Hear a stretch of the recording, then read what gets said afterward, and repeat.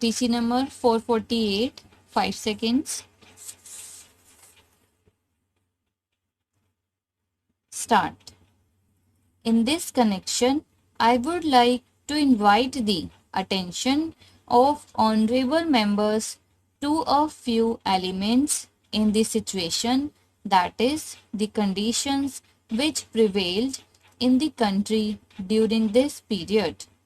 They have to an extent influenced the rate of progress and also have been responsible for most of the difficulties or disappointments we have experienced.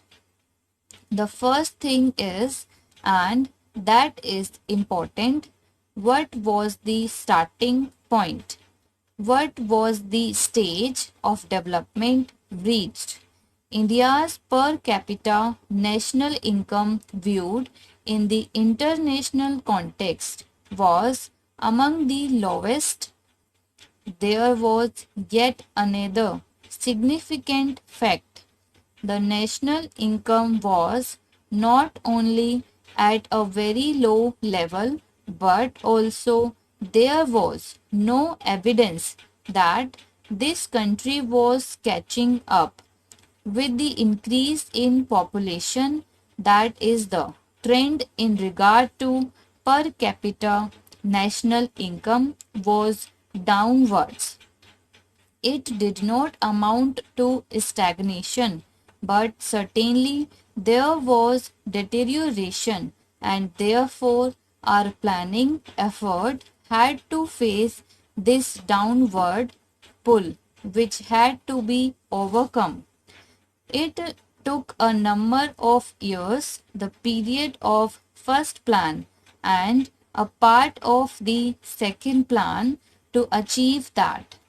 That is a very big result we have achieved, because then a certain dynamism is introduced in the economy which pushed it forward.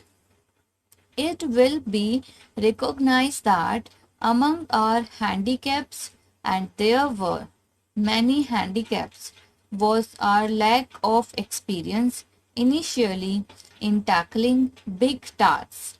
We had to step up the rate of investment to the maximum extent possible.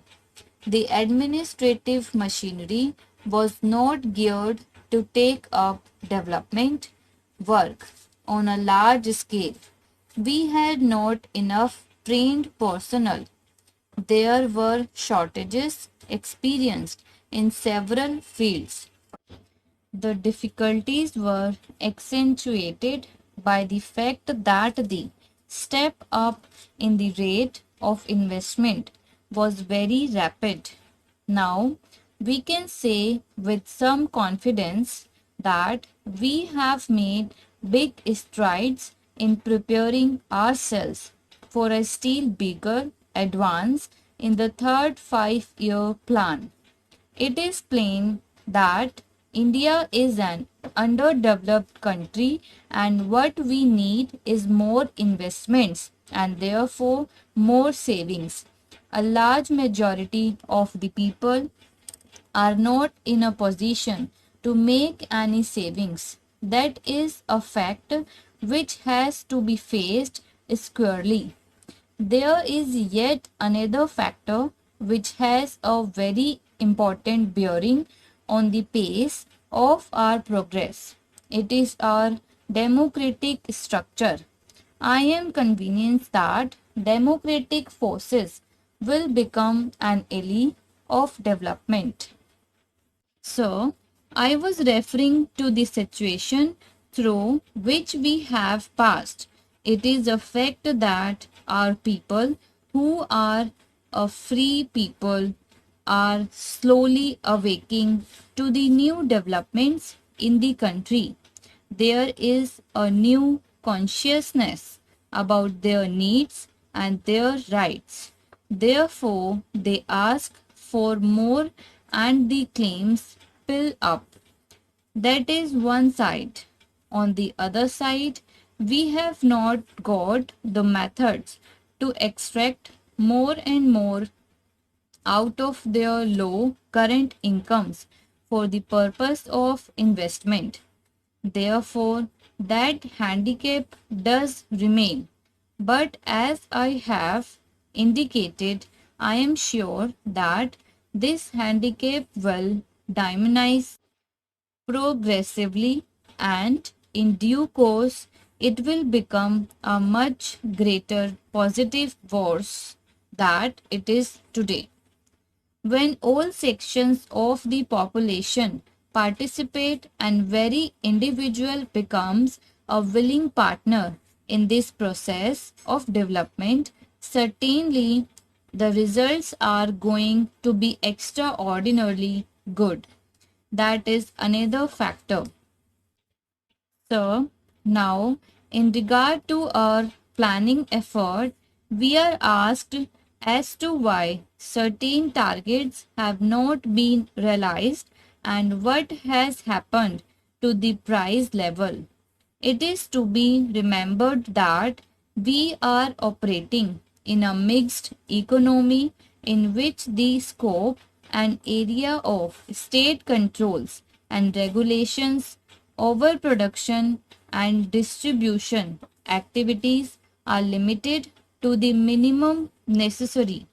I believe we have been able to reconcile these factors to a considerable extent, but we are still confronted with the problems which arise therefrom. Another factor concerns the federal structure of our state. We are supposed to formulate and execute the plan at various levels, including the center states and local bodies. Again, I think it is not a disadvantage, but certainly in the coordination of the various processes of planning and development, certain difficulties do arise. One fact which I would like to bring to the notice of honorable members, which has a very important bearing on the course of progress, is that we have set before ourselves several objectives, and these are competing objectives, at least for the time being. Our main objective is that the tempo of development should increase to ensure better standards of living to the people. This is one objective. Another objective which we have placed before ourselves is that we should be able to maintain a certain rate of growth of the economy.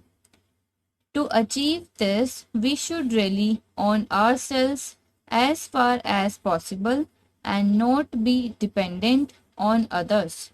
That is one phase of economic independence. We have got that objective before us. Then there is the third objective which we have set before ourselves, and that is a very important one for any community.